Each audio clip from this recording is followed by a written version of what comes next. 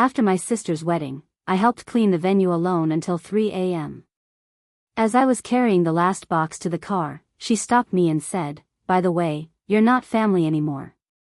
We just needed an extra worker." Her new husband laughed and slammed the door in my face. I spent the next year building a new life without them until they showed up uninvited to my graduation, holding a sign that said, "Take us back."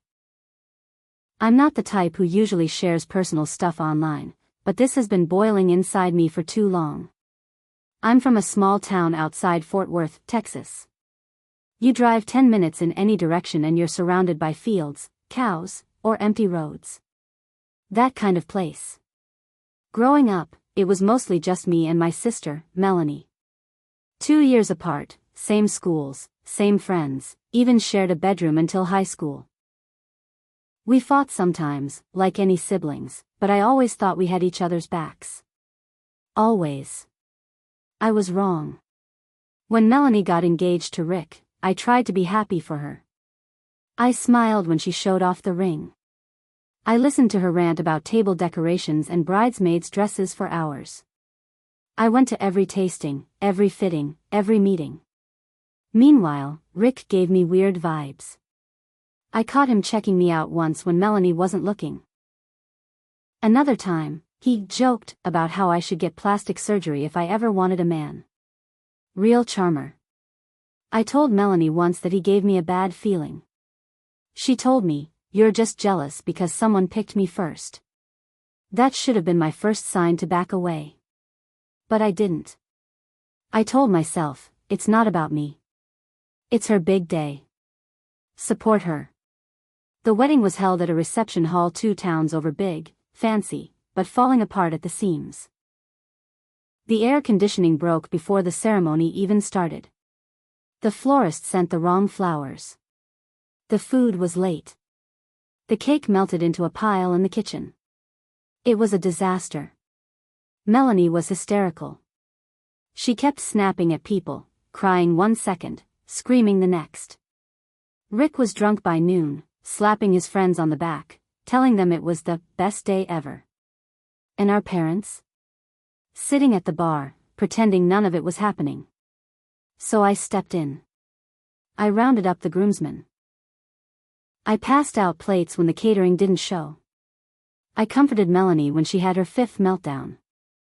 I stayed behind when everyone else left, cleaning up soggy tablecloths and smashed cupcakes. It was 2:47 a.m. when I carried the last box of decorations to my car. My body hurt so bad I could hardly lift it. I was sweaty, dirty, and exhausted, standing under the broken porch light. That's when Melanie came outside. Still in her wedding dress, makeup smeared, holding a glass of champagne. She walked up to me, leaned against the railing, and said, "By the way, you're not family anymore. We just needed an extra worker." I froze. I thought she was joking. Then Rick stumbled out behind her, laughing, and said, "Yeah, thanks for the free labor, loser." And before I could even process what was happening, he slammed the hall door in my face. I just stood there, holding that last stupid box, the porch light buzzing and flickering above me, feeling smaller than I ever had in my entire life. I didn't even cry. I just left. The next morning, I packed up everything I owned into a couple trash bags. I moved into a crappy little studio apartment the next town over. Cockroaches in the corners, hot water only half the time, but it was mine. I didn't tell anyone where I went. I cut them off cold. The first few months were hell. I worked double shifts at a diner and cleaned offices at night. Some nights I went to sleep with an empty stomach because rent came first. I missed birthdays. I missed holidays. I missed my dad's heart attack scare. I saw a text from Melanie once that said, "You're still family if you just apologize." I blocked her number that day. I applied to a local college on a whim one night after my shift. I didn't think I'd get in. I didn't think I was good enough. But 2 months later, an acceptance letter showed up in my rusty mailbox. Full ride. Full freaking ride. I started classes that January. I showed up early. I sat in the front. I stayed late. It wasn't easy. I was the oldest in most of my classes. Sometimes I felt stupid. But for the first time in years, I was doing something for me. I made friends, real friends who didn't expect anything from me except honesty. I stopped feeling guilty for putting myself first. I started running in the mornings. I started laughing at dumb jokes. I started believing that maybe I wasn't the worthless extra worker they made me feel like. I built a life, one ugly, hard, beautiful day at a time. Fast forward to last Saturday. It was my graduation. I wasn't expecting anyone from my old life to show up. My friends sat in the crowd, screaming my name when they called me to the stage. I almost tripped on my way up, but I didn't even care. I smiled so hard my face hurt. After the ceremony, everyone poured out into the parking lot, taking pictures, hugging. That's when I saw them. Melanie and Rick. Standing by the parking lot entrance, holding a giant handmade sign that said, "Take US back." Big glittery letters. Pink and blue. Like some demented arts and crafts project. Melanie was crying real, messy crying, makeup smeared down her face. Rick looked like he wanted to be anywhere else but was trying to play along. People were staring. Pointing. I froze for a second. I hadn't seen them in almost 2 years. I half expected to feel something, anger, sadness, anything. But all I felt was, nothing. I didn't walk over. I didn't wave. I turned my back on them and walked the other way. Later that night, I found out through a mutual friend what had happened. After the wedding, Rick lost his job for stealing money from the company. They had to sell their fancy house. Melanie had a miscarriage, and the grief wrecked whatever was left of their marriage.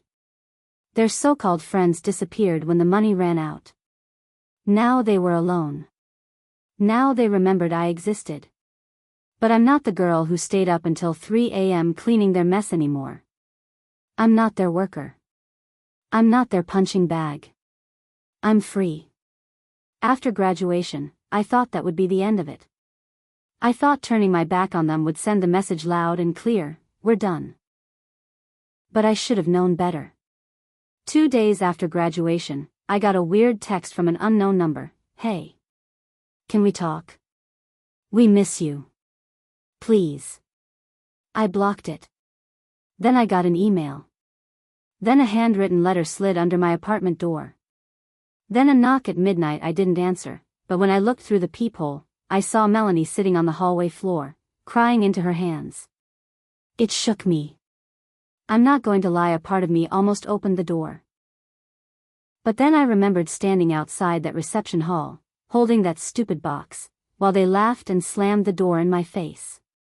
I remembered what it felt like to be nothing to them.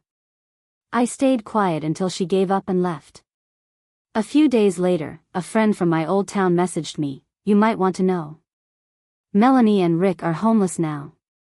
Apparently, after Rick lost his second job, their rental fell through. Nobody would co-sign for them. They were living out of Rick's rusted-out truck. They had nowhere else to go. And for some reason, they decided I was their last hope. 1 week later, I came home from work and found them sitting on the steps outside my building. Melanie jumped up when she saw me. Her face was thinner. Her hair was greasy. She looked small. Rick stayed sitting, avoiding my eyes. Melanie rushed at me, grabbing my arm. "Please, just listen," she said, her voice cracking. "We need help. We know we messed up. Please, you're the only family we have left." I shook her off. Harder than I meant to. I didn't say anything. I just walked inside and locked the door behind me. Through the door, I heard her sobbing. "We're sorry. You don't understand how bad it's been. Please, just talk to us. Please." I slid down the door and sat on the floor, heart pounding. I wanted to scream. I wanted to cry. I did neither. I waited an hour until they left. They didn't stop. They started leaving notes on my windshield. Flowers taped to my door. Weird gifts, old stuffed animals, candy bars, once even a used bracelet Melanie used to wear when we were kids. I went to the police. They said without a restraining order, there wasn't much they could do unless they actually broke in. I didn't want to go that far. Not yet. A part of me still felt guilty. Still felt like maybe it was my job to fix everything. Even after everything they did. That's the part they counted on. One night, my phone buzzed. A new number. A simple text, please meet us. Just dinner. No pressure. We just want to apologize properly. I almost deleted it. But curiosity got the better of me. I agreed to meet at a diner down the highway. Public place. Middle of the day. I figured they couldn't pull anything too crazy there. When I showed up, they were already at a booth. Melanie had clearly made an effort, clean clothes, hair brushed. Rick looked miserable. I sat down but didn't touch the menu. Melanie started crying almost immediately. I was stupid. I let Rick treat you bad because I thought it made me look stronger. I was jealous of you. I didn't think you'd leave. I didn't think you could. Rick muttered, it was my idea. The worker thing. I was drunk. I'm sorry. They begged. They apologized. They promised it would be different. They asked if they could crash at my place just for a little while until they got back on their feet. I stared at them across that greasy diner table. The people who humiliated me. Who tossed me away like garbage. Now sitting here, broken, begging. I could hear my own heartbeat in my ears. I opened my mouth. I opened my mouth at that diner table. I almost said no right away. Almost. But something held me back. Something about the way Melanie looked. Not just sad, scared. Her hands were shaking. Her eyes darted around the room like she was afraid of something. That's when I noticed Rick's hand under the table. Gripping Melanie's knee so hard his knuckles turned white. It clicked. She wasn't just sad. She wasn't just desperate. She was scared of him. I didn't say anything. I just stared at them. Rick kept doing the fake apologetic thing, all hunched shoulders and sad eyes, but I saw it. The tension in his jaw. The way he kept glancing at Melanie like he was daring her to speak wrong. Something was very, very wrong. That night, I didn't sleep. I kept replaying it in my head. By morning, I made a decision. I texted Melanie from a burner number I bought at a gas station. If you need a real way out, come to local coffee shop tomorrow at 10 a.m. Alone. If you bring Rick, don't bother showing up. I wasn't sure if she'd come. Part of me thought she wouldn't. Part of me thought maybe I was reading into it too much. But at 9:58 a.m., Melanie walked through the coffee shop door. Alone. Hair pulled back. No makeup. Hoodie pulled up to hide her face. She sat down across from me, eyes red. And she broke. Between gasping sobs, Melanie told me everything. Rick lost not just his jobs, but ran up debts with sketchy loan guys. He started drinking heavier. Hitting walls. Then hitting her. She tried to leave him once, a few months ago. He locked her in their truck overnight in a Walmart parking lot to teach her a lesson. When they showed up at my graduation, it was Rick's idea. He thought I would feel guilty and give them money. When I ignored them, Rick got worse. I didn't know where else to go, she whispered, barely loud enough to hear. You're the only good thing I ever had. I ruined it.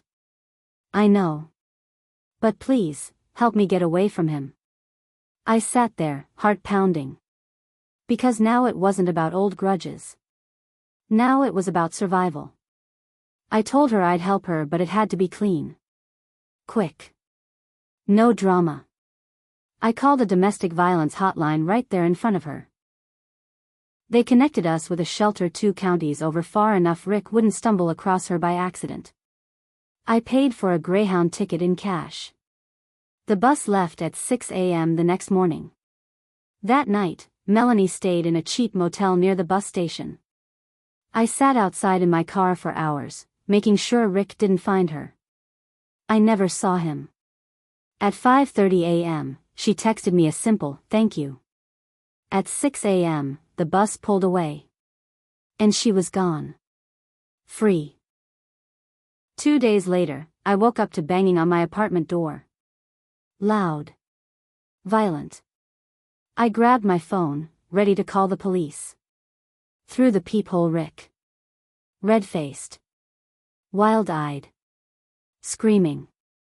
"You took her, you bitch. You think you're better than me? Open the door." He kicked it so hard the frame cracked. I backed away, heart slamming against my ribs. I called 911 with shaking hands. He kept screaming. Kept kicking. "You ruined everything. You think this is over? This ain't over." The police showed up 10 minutes later. Rick tried to run but didn't get far. They tackled him to the ground right there in the parking lot. Rick was arrested that day. Charged with trespassing, destruction of property, and making terroristic threats. I thought it was over after they hauled him off in handcuffs. But it wasn't. A week later, I got a subpoena in the mail. Rick was contesting the charges. And guess who he blamed? Me. He told the court I had kidnapped Melanie. Said I brainwashed her against him. Claimed I was the reason their life fell apart. I had to show up to court. I had to stand there, in front of a bunch of strangers, and tell them everything. How my own sister and her husband used me like a maid. How they tossed me out like garbage. How she came back, begging for help. How I risked everything to get her away from him. I told the truth. Every ugly, painful piece of it. Melanie didn't show up to the first hearing. She was too scared. I understood. I really did. But it didn't change the fact that without her testimony, it was my word against Rick's. The judge delayed the trial. Gave her 2 weeks to appear. I called her. I texted her. I begged her to testify. At first, she promised she would. But the night before the final hearing, I got a long text. From Melanie. It said, "I can't do it. I'm scared. I know he'll find me if I speak. I'm sorry. I love you. Please don't hate me." I sat there staring at my phone, feeling like I was back outside that stupid wedding hall, holding that heavy box all over again. Left alone. Again. I showed up alone. Rick and his lawyer ripped me apart. They called me bitter. Jealous. Said I was trying to punish Rick and Melanie because I was left out of the family. Without Melanie's testimony, the judge couldn't find enough to convict him on the worst charges. Rick got off with a slap on the wrist. A small fine. Community service. No jail time. No real punishment. I went home that night, broken. More broken than after the wedding. Because this time, I had done everything right. I had forgiven. I had helped. I had risked my safety. And still, when it mattered most, Melanie chose fear. She chose him. Not me. I could have left it there. Could have moved on. But I didn't. Somewhere deep down, I realized, they needed me once. They might need me again. And when that day came, I wanted to make sure they'd find nothing but locked doors and cold shoulders. I made some calls. I talked to the local shelters. I talked to the local businesses. I made it clear, very clear, that Melanie and Rick were dangerous. Untrustworthy. A bad bet. Word spread fast in a small town. The places Melanie might have gone for help shut their doors. The jobs Rick might have applied for got lost in the shuffle. It wasn't illegal. It wasn't violent. But it was effective. Last month, I was driving back from the grocery store. At a stoplight, I saw them. Rick and Melanie. Standing on the corner with a cardboard sign, "Anything helps. God bless." Rick's face was sunburned and angry. Melanie's eyes found mine through the windshield. She didn't wave. She didn't smile. She just looked hollow. And for the first time, I didn't feel guilt. I didn't feel pity. I felt peace. I won't pretend I'm perfect. I held on to my anger. I made sure they had no soft place to land. Maybe that makes me cruel.